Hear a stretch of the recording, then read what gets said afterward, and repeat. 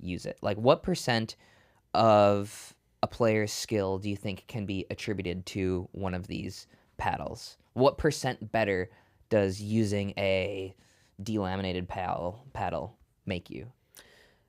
Yeah, it's a good question. If you can learn to play with it, If you obviously. can learn to play with it, and certainly it'll help some players more than others. Mm-hmm. But I think a good example is when amateurs come up to me and are like, "What paddle should I play with?" And I said, "Well, I can't tell exactly what the right paddle is. I mean, obviously Colin Johns paddle, but if you don't want to use that, um, you you want to choose one of the main paddle brand manufacturers because there's a big difference between the junk paddles that you buy at Walmart and good paddles. So if you stick to one of the main brands and you go for a few things that I think are important, something like good dimensions for an amateur. So if you're looking at like a 4.0 player, you want something that's a little bit wider, so fatter and less length, because typically people mishit the ball left and right, not up and down. So that's just a really easy one in terms of dimensions. And then you want to play with something a little bit more powerful, because why not? It's a big advantage in terms of counterpunching, and yes, you might miss a little bit more, but especially at amateur levels, you can overwhelm people with power. So little things like that can take somebody who was maybe a 4.0 player all the way up to probably a 4.5 player or more. If you have a D-lam paddle where you're hitting the ball twice as hard as everyone else, you saw this with the spin serve that you're really familiar with. There were people that were Never winning. heard of it. Never heard of it, right? There were people that were winning 5.0 tournaments with the spin serve, and then you took it away, and now these same people are not medaling it at 4.0. I'm not singling anyone else out. It's just a fact where this one thing is making somebody much, much better. And whether that was a fair rule change or not is a different conversation. But I think paddles fall in that same category, especially when you make it an extreme case. I mean, if you gave somebody literally a tennis racket, like that's the most extreme case that I can think of, yeah, they would go and win pro because they could hit the ball twice as hard as Ben. But I don't think that that's fair. So you definitely have to keep all those things in mind when you're selecting a paddle, and you should certainly maximize the paddle that you play with.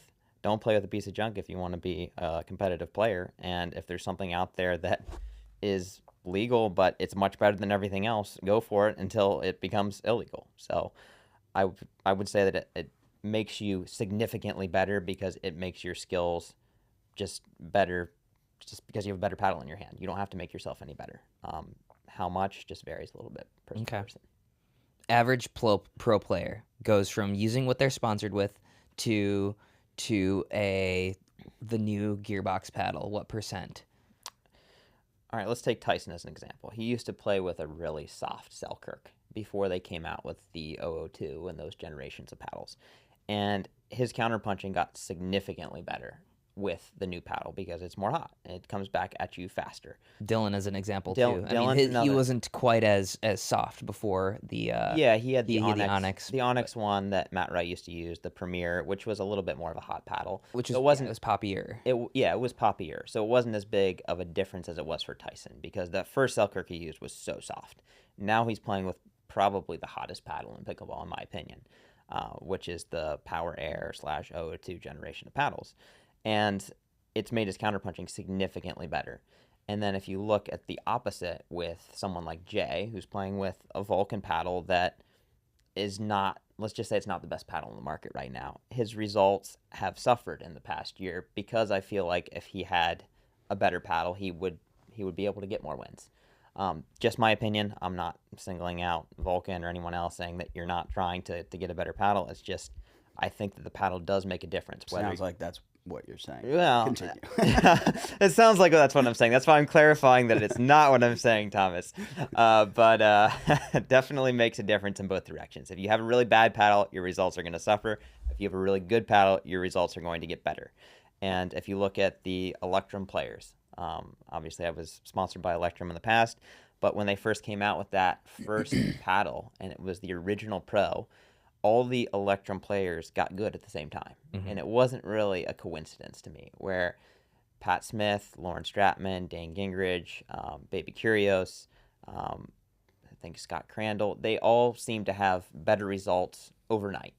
And that was like Paddlegate 1. and that was Paddlegate 1. Mm-hmm. And obviously Electrum got into some hot water over a batch of paddles that were over the limit, but they were also the first ones to have that surface. So the carbon fiber surface in general changed the game. And those people definitely hit the ball harder and spinnier after having switched to that paddle. So I'm not saying that the results are necessarily 100% linked, but it's pretty suspicious when all of the players at the same time get significantly better when they switch paddles. I would say that that is definitely something that was helpful to them. Yeah, I mean, you What went fucking percentage? What percentage? I can't give you a percentage. I don't know, God, 25, 30. Dang, okay. Yeah, It can't. so Up to 25, Okay. 30%, depending on who you are. Because Okay. Sure. if you're Daniel De La Rosa, I don't think you need more power. Right. Let's try to get him a Lux and see if he can. Fair. I'd put the bell curve centered maybe around 15% better. With outliers All on right, either that's side. fair. If we have to settle on a percentage. Yes, we have to settle on 15, ceiling 25. I don't know. That's just a ballpark. Come on, man. We need a clip for this one. we need a title for the YouTube video. Help us out, bro. Colin Johns says 25% better. That's the high end. And Vulcan's trap. No, I never said that. This is gonna be a great title. Oh my gosh. Are you tired of the endless search for the perfect court? Well, say goodbye to court hunting hassles with Swimply, your go-to solution for hassle-free court rentals. So whether you're planning a pickleball party or just want to enjoy a friendly match, Swimply has got you covered. With Swimply, you can easily find and book private courts that suit your game and your schedule. Just download their app, browse available courts in your area, and book the one that's perfect for you. Beautiful backyard pickleball courts are just a tap away. It's an Airbnb for pickleball courts. It's actually a super cool concept.